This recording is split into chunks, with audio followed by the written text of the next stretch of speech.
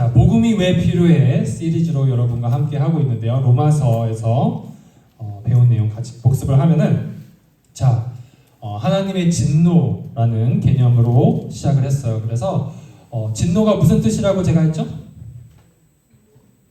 네, 화나는 거. 근데 그거 중에서도 이제 보통 성경에서 하나님이 화를 내실 때 쓰는 단어라고 제가 얘기를 했고, 그래서 여기서 하나님을 경외하는 것이라고 이제 개역개정에서는 얘기를 하는데, 경외라는 단어는 한마디로 거룩한 두려움. 저희가 하나님을 좋아도 하고 사랑도 하고 하나님 앞에서 뭐 뗐을 때도 있고 막 그러지만, 또 어떤 면에서 저희가 하나님 정말 존중하고 리스펙트하고 거룩한 그런 두려움을 가질 필요가 있어요. 그래서 이제 경외함이라는 컨셉을 여러분과 처음 나눴는데, 정말 하나님은 이 세상에 있는 악에 대해서 화를 내고 분노를 하시고 또 하나님 때 심판하실 거라는 것을 저희가 이렇게 배웠어요. 그래서 그걸 했고, 또 여기 보면은 하나님이 이 세상을, 이 놀라운 우주를, 저희 몸을 창조하셨다는 것을 저희 자신을 바라보고 우주를 바라보고 자연을 바라볼 때 알 수 있다고, 힌트들이 있다고 저희가 함께 얘기를 했고, 여기서부터 아담과 하와, 저희 증조중조 할아버지부터 어떻게 저희 사람들이 타락해 갔는지 그걸 함께 공부해봤죠. 그래서 똑똑하고 자기가 지혜롭다고 똑똑하다고 저희가 이렇게 나름 최선을 다했지만 결국에는 하나님이 아니라 엉뚱한 사람들 또는 물건들을 우상 숭배하게 됐고, 그리고 하나님이 저희에게 뭐 야단도 치실 때도 있고 뭔가 벌을 주실 때도 있고, 그런데 사실 저에게 하실 수 있는, 하나님이 어쩔 때는 선택하시는 이유 중 벌이나 무서운 행위 중에 하나가 그냥 내버려 두시는 거. 그래서 제가 그랬죠. 여러분이 뭔가 여러분 부모님을 통해 아니면 또 동생이나 이런 형제 자매를 통해 아니면 교회에 와서 설교 시간을 통해 다양한 루트를 통해서 뭔가 여러분이 잘못하는 게 지적이 되고 뭔가 숨기려고 그러는데 그게 막 다시 드러나고 이런 일이 일어난다면 기뻐하라고 했죠. 왜냐하면은 하나님이 여러분을 너무나 사랑하셔서 여러분을 축복을 해주시고 원하는 거 달라는 것도 주실 때도 있고 치유해 주시고 이런 거 다 할 때도 있고, 하지만 또 어쩔 때는 저희가 잘못한 거를 야단쳐 주시고 또 깨우쳐 주시고, 그게 하나님의 저희에 향한 애정 표현 중에 하나라고 제가 나눴죠. 자, 그래서 사람들이 하나님을 떠나고 엉뚱한 데 가서 우상 숭배하고 이러면서 점점 타락해야 되는데, 그 중에 사인이 이제 동성애라고 제가 여기서 이렇게 나눴죠. 그래서 동성애가 좀 인간이 타락할 때 마지막 단계에 나타난 징조 중에 하나인 것 같아요. 그래서 그 얘기를 했고, 또 뿐만 아니라 뒤에 사도 바울 선교사님이 그런 저희 모습을, 거울을 이렇게 쫙 보여주셨죠. 그리고 이런 식으로 사는 사람들은 다른 사람들이 아니라 여러분과 저라고 이렇게 나눴죠. 그래서 저에겐 이 복음이 너무나도 소중하고 필요하다고 나눴죠. 이 복음만 같이 한번 읽어볼게요. 하나, 둘, 셋.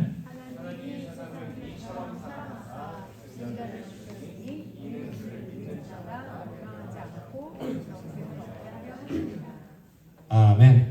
네, 그래서 이 내용을 방금 복습을 해봤는데, 제가 이번 주에 유튜브를 하나 봤는데 너무 이 내용을 잘 설명해주고 또 개인적인 삶에서 경험한 거를 잘 나타내주는 그런 간증을 제가 봐서 이거는 꼭 나누면 너무 도움이 되고 유익하겠다는 생각이 들어서 그 간증을 지금 잠깐 보고 오늘 말씀도 보겠습니다.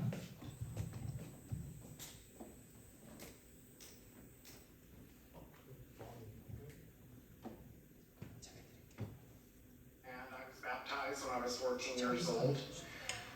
When I was 18 years old, I moved to college, and that began 30 style.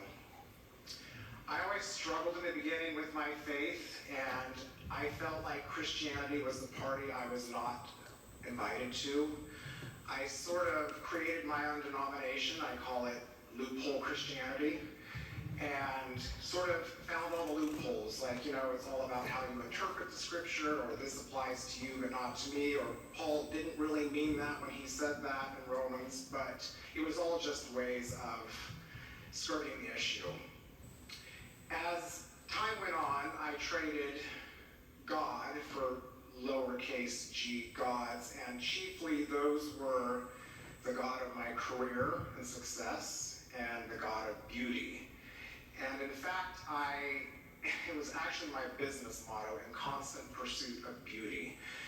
Beautiful travel, beautiful people, beautiful homes, beautiful interiors. I felt like if I couldn't have God, I could have beauty, and that ran parallel in my mind. After a while, the beauty stopped being beautiful. The God-shaped hole started to rear its head. As the years progressed, my loophole Christianity turned into agnosticism, which ultimately then to stoicism, which I kind of liked for a while because it had all the common sense of Christianity without the annoying emotion, and then straight into full-on atheism.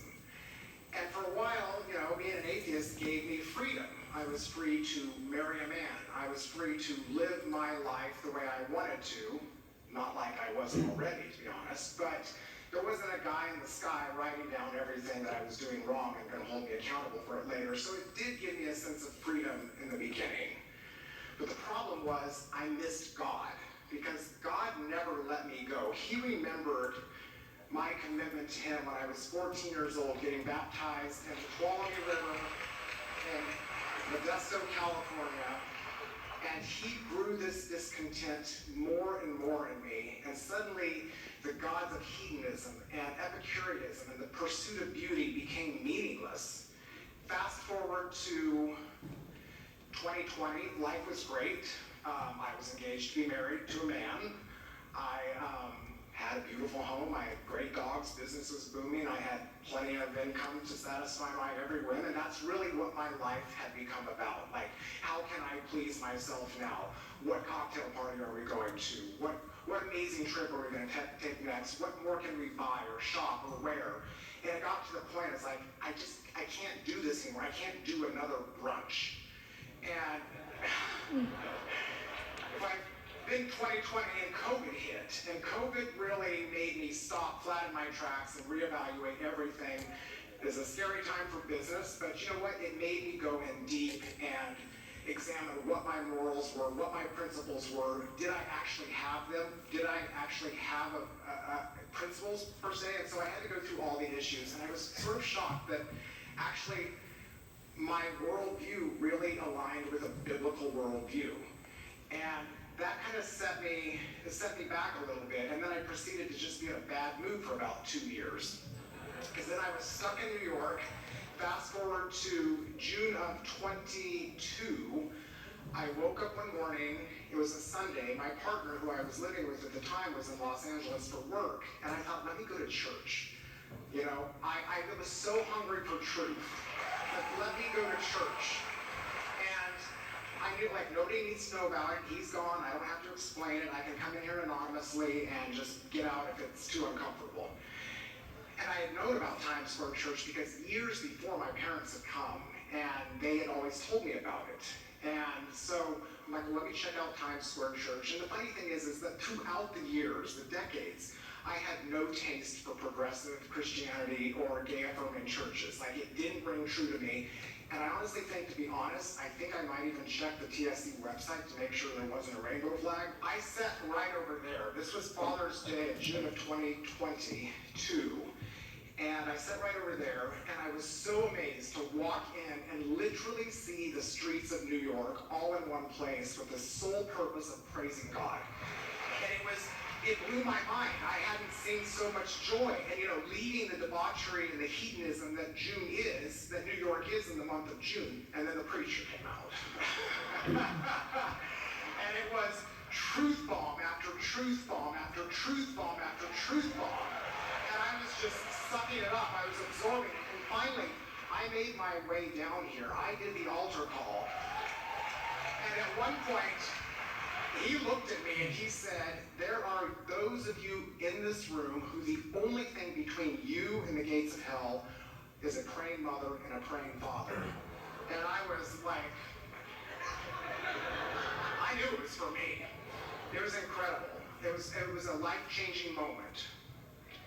And then I didn't go back for a year.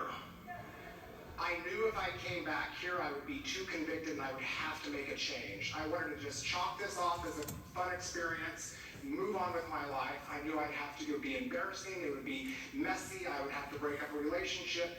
But God knew what I did that day, and He made the next 12 months very uncomfortable for me. And this God-shaped hole got bigger and bigger and bigger. And finally, a year later, my relationship had dissolved. I was single, I was on my own, and about a year to the date, back over there, I made my way here. And that was when I gave my sexuality to Christ. And I'm like, I don't know how I'm going to do this. I don't have the ability to white-knuckle this or make these changes on my own. You're going to have to do it. And at one point, it was just like, boom, I'm just laying this at the foot of the cross. You take it from here because it's your problem now. And He did. It was immediate. It was insane. Immediately, all last summer, it was like decades of addiction to pornography, chain broken, like using sex as some weird form of validation and power, chain broken. But the most amazing thing was my identity. You know, my identity as a gay man was chain broken. My identity, like, it was, I'm now a child of the King. I am not a gay man. I am a child of the King. So, I will just say that in closing, God is so good. You know, I no longer search, and I'm not in constant pursuit of beauty anymore. You know, I'm in constant pursuit of holiness. Because beauty already found me. Beauty was in constant pursuit of me, and He never let me go. And beauty, that was Jesus.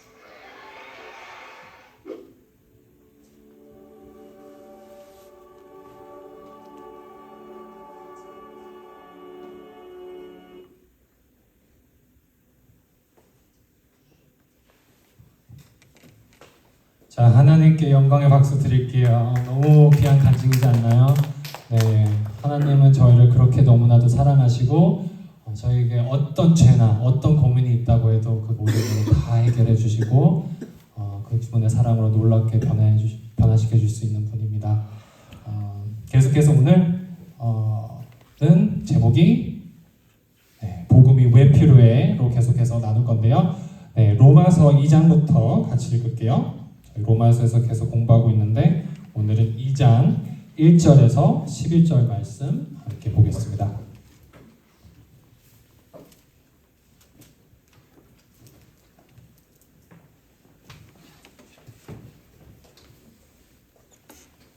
로마서 2장 1절부터 11절 말씀 다 찾았나요?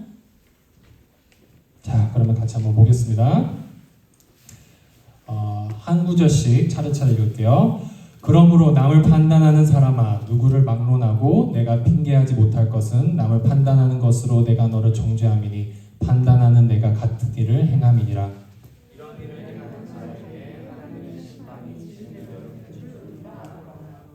이런 일을 행하는 자를 판단하고도 같은 일을 행하는 사람아, 내가 하나님의 심판을 피할 줄로 생각하느냐.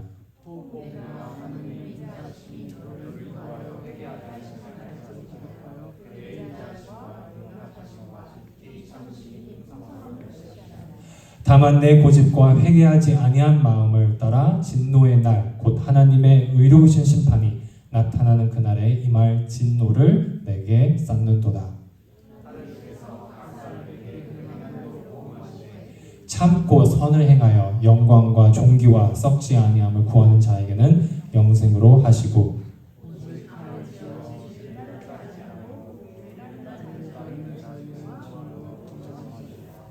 악을 행하는 각 사람의 영에는 환난과 공고가 있으리니 먼저는 유대인에게요, 그리고 헬라인에게며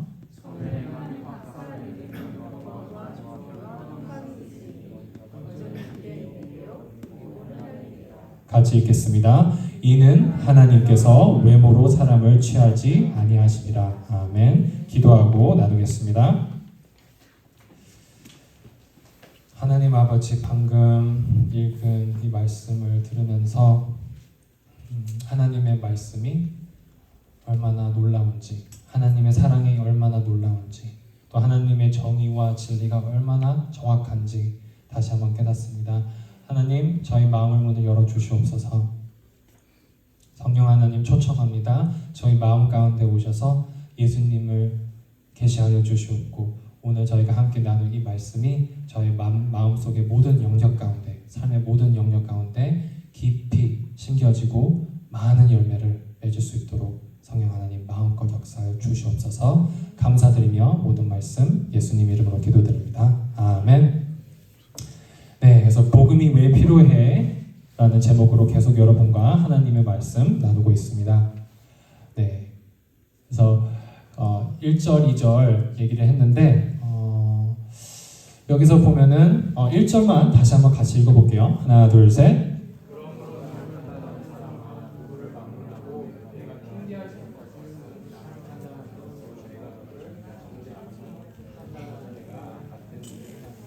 여기서 판단하는 네가, 그러니까 판단한다는 거는 심판한다는 뜻이에요. 마치 우리가 여기 이렇게 있어서 저 나쁜 사람들 저 이렇게 심판하는 걸 말하는데, 심판하는 너가, 우리가 같은 일을 행한대요. 무슨 일을 행한다고요? 이런 일들, 이런 정말 악하고 이상하고 치사하고 정말 더럽고 치사하고 정말 이런 문제 많은 이런 것들을 저희가 다른 사람들 보면서 손가락질할 수 있지만 사실 저희 모두가 이런 일을 하고 있다는 거예요. 그래서 이런 일을 행한 사람들은 하나님의 심판을 받게 된다고 말씀하시고요. 네, 그리고 여기서 하나님이 되게 놀라운 말씀을 저에게 해주시는데 4절도 같이 한번 읽어볼게요. 하나, 둘, 셋.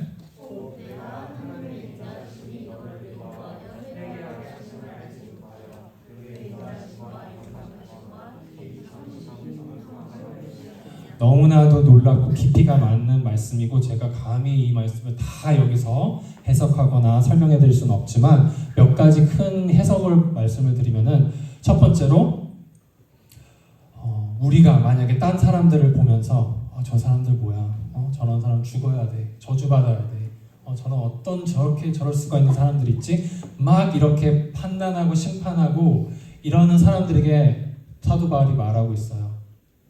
하나님이 그 사람들을 너무나 사랑하셔서 부드럽게 그 사람들을 위해 기도해 주시고 또 기다려 주시고 용서해 주시고 계속 참아 주시는 거를 네가 모르지 않느냐, 그렇게 말씀을 또 하시는데, 뿐만 아니라 우리가 이 말씀을 통해서 깨닫게 되는 거는 하나님이 그렇게 누구를 위해 참아 주시고 끝까지 용납해 주시고 이렇게 용서해 주시고 사랑해 주시는 거는 그 사람들뿐만 아니라 바로 저희들도 그렇다는 겁니다. 정말 놀라운 말씀인데, 그리고 또 하나의 어떤 신학 교수님이 하시는 해석은 뭐냐면은, 여기서 내가 하나님의 인자하심 너를 인도하여 회개하게 하시면 알지 못하여. 그래서 어떤 분이 이렇게 해석을 하는 분도 있더라고요. 하나님이 계속해서 너를 기다려주고 참아주고 이러는 이유가 너를 너무나 사랑하고 회개하게 위함이지, 어떤 사람들은 하나님 나 사랑하니까 안 맡겨도 돼, 그냥 하나님 나 잘못을 하든 죄를 짓든 하나님한테 뭐라고 하든 다른 내 친구들한테 뭐라 하든 하나님 나 사랑할 거니 그냥 마음대로 살 거야, 하나님 어차피 나 사랑해 주니까. 그런 너무나도 하나님을 오해하고 하나님 말씀을 잘 못 이해하는 사람들한테 그렇게 말하는 거죠. 하나님이 우리를 너무나 사랑하시고 이렇게 인자하게 참아주시는 이유는 그냥 하나님의 그런 은혜와 자비를 막 써먹으라고 그렇게 악용하라고 있는 게 아니라 하나님 앞에 무릎 꿇고 회개하고 선을 행하기 위함이라고 이렇게 말씀해 주시는 거라고 해석을 하는 신학 교수님도 있더라고요. 그 외에 정말 많은 깊이와 해석들이 있겠지만 오늘은 여기만 이렇게 얘기하고 넘어가겠습니다. 자, 5절도 다시 한번 읽어볼게요. 하나, 둘, 셋. 다만 내 고집과 회개하지 아니하는 자가 진노의 날 곧 하나님의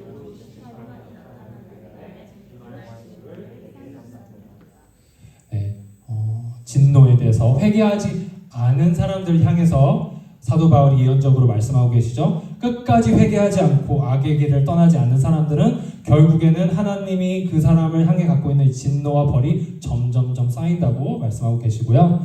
자, 여기 6절에서부터 11절까지 이렇게 쭉 보면은 보응하시되, 하나님이 각 사람에게 한 대로 갚아주신다고 해요. 선하게 행한 사람들 선하게, 악하게 행한 사람들 악하게 다 보응을 해주신다고 하는데, 자 7절 8절을 같이 한번 읽어볼게요. 참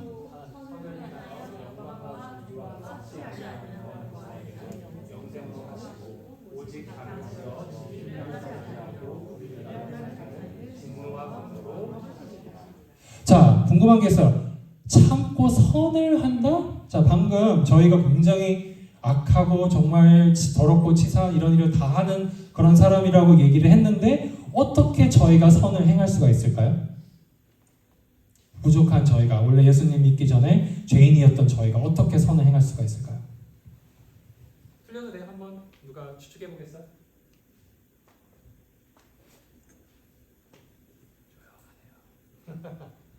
네, 아주 간단한 거죠. 여러분, 뭔가 제가 설교할 때 헷갈리면은 예수님 찍고 보면은 됩니다. 예수님을 믿으면은 저희의 모든 죄가 용서되고, 그뿐만 아니라 저희가 죄었던 과거의 이 죄, 저희가 간증 들었던 것처럼 동성애 같은 굉장히 이게 내가 원래 있는 너무나도 자연스러운 욕구라고 착각할 만큼 그런 너무나도 자연스럽게 느껴지는 죄까지도 하나님이 다 용서해 줄 뿐만 아니라 없애주시고 극복하게 하시고, 이제는 선을 행하게 되는, 선한 일을 연습하고 또 행할 수 있는 사람으로 저희를 변화시켜 주시고, 뿐만 아니라 구원은 다 똑같이 받지만 하나님께 얼마나 신실하게, 사람들이 인정해주든 인정해주지 않으든 하나님 보시는 거를 기억하고 하나님을 믿고 두려워하고 신뢰하고 순종한 사람들에게는 하나님이 특별한 상을 또 주고 계시고, 또 8절에 나오는데 당을 지어 하나님과 다른 그룹을 만들어서 하나님을 한마디로 따르지 않고 악을 계속 지르고 따르는 자에게는 진노와 분노로 하신다고 했는데, 여기 보면은 영생은 선을 행한 사람한테 영생을 주신다. 근데 영생이 뭐라고 했죠? 영원한 생명인데 제가 그거를 좀 여러분에게 편하게 하기 위해서 무슨 단어로 표현을 했죠? 천으로 시작되는데 천은 아니고 천국이라고 했죠. 이 천국의 기쁨을 지금부터 누리고 저희 이 몸이 죽은 다음에도 천국에서 영원히 하나님과 또 저희 예수님 믿는 엄마, 아빠, 형제, 자매들과 지내면서 행복을 누릴 수 있고, 반대로 예수님을 마지막까지 안 믿고 악의 길을, 죄의 길을 떠나지 않는 사람들은 진노와 분노로, 그냥 진노도 아니고 분노네요. 그래서 진노와 분노를 왜 이렇게 따로 하셨을까요? 제가 좀 공부를 해봤는데 다양한 해석들이 있지만, 자, 진노는 어떤 신학 교수님이 어떻게 얘기를 하냐면, 정말 하나님이 이성적으로 저 사람은 저런 악을 이만큼 했으니까 이런 벌을 받아야 돼 하면서 굉장히 이성적으로 벌을 주는 그런 화라고 그런 거를 하고, 분노는 부글부글 끝하는 그런 말이 그리스어 헬라어일 때, 그래서 하나는 이성적으로 저 악인은 죄인은 이런 벌을 받아야 돼 이렇게 한다면, 분노는 정말 참다 못해서 화를 내시는 그 악에 대한, 그래서 진노와 분노를 함께 하신다. 그래서 저희 하나님은 정말 확실하신 분이죠. 너무나 인자하시고 그분의 용서와 자비와 사랑은 그분을 믿고 따르는 사람에게는 끝이 없지만, 또 마지막까지 하나님을 안 믿고 오히려 하나님을 대적하고 사람들을 괴롭히고 악마와 사탄의 뜻대로 행한 사람들에게는 무서운 벌을 준비하고 계시죠. 자, 그래서 이제 9절 10절에 보면은 한번 같이 읽어볼게요. 9절 10절 하나 둘 셋.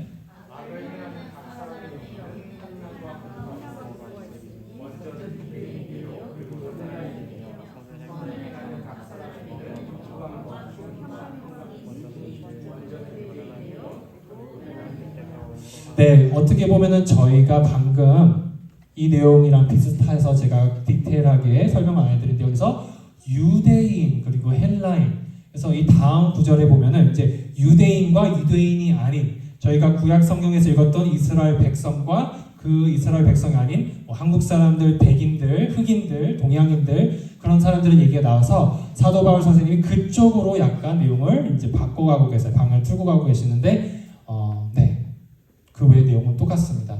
유대인이든 아브라함의 증조 자손인 그런 할례를 받은 그런 이스라엘 유태인 사람이든 아니든 예수님을 믿었는지 안 믿었는지 그거에 따라 다른 영원한 축복 또는 형벌이 기다리고 있다고 말씀하셨고요. 자, 11절 마지막 구절 함께 읽어보겠습니다. 하나, 둘, 셋.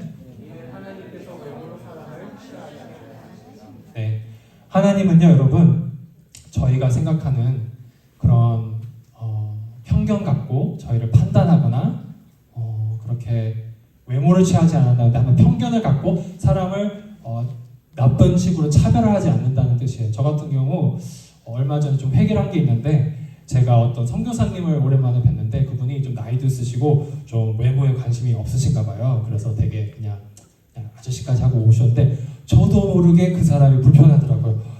막 그 아저씨 같고 막 같이 식사하는데 막 짭짭짭하면서 막 그냥 기분도 나쁘고 그러면서 저도 모르게 그분이 사실 저에게 주시고 싶은 좋은 말씀, 기도도 있는데 제가 그걸 저도 모르게 약간 비하했던 것 같아요. 제가 일부러 그런 건 아닌데 나중에 보니까 무의식적으로 제가 정말 그런 것 같고 그분을 이렇게 막 무시하고 이랬던 마음이 있었구나. 그래서 회개한 적이 있는데 외모라는 것은 겉모습은 굉장히 다양할 수가 있죠. 어느 외모뿐만이 아니라 키, 또 패션, 저희가 입는 옷, 어떤 집안 출신, 돈이 있는지 많은지, 한국 같은 경우 학벌이 또 되게 중요하죠. 근데 하나님은 이런 거를 전혀 안 보십니다. 여러분과 저를 정말 너무나 사랑하시고 또 여러분이 어떤 집안인지, 여러분 부모님이 예수님을 믿던지 안 믿던지 다른 종교든지 그런 건 전혀 상관 안 하세요. 상관하시죠. 왜냐하면 너무나 그분들을 사랑하지만 여러분한테는 그게 중요한 게 아니라 여러분과 예수님과의 관계가 가장 중요합니다. 그래서 여러분 모두 예수님을 믿고 그 천국의 기쁨을 지금부터 누리고 아직 자기도 모르는 상황에서 아까 우리가 들은 간증처럼 예수님을 안 믿고 지옥으로 향해 가고 있는 사람들에게 우리가 다가가서 예수님의 사랑과 복음을 말과 또 삶으로 행동으로 실천할 수 있는 저희 모두가 될 수 있도록 예수님의 이름으로 축복합니다. 기도할게요.